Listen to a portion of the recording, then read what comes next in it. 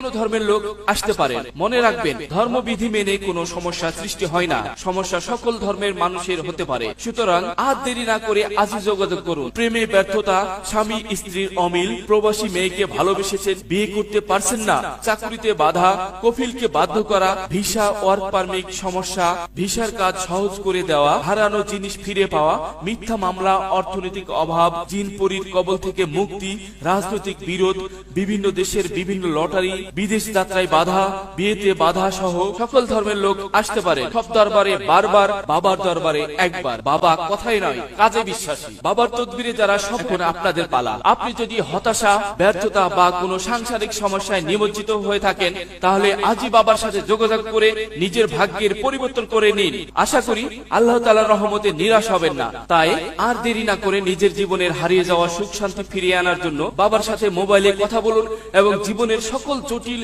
ও কঠিন সমস্যার স্থায়ী সমাধান করুন।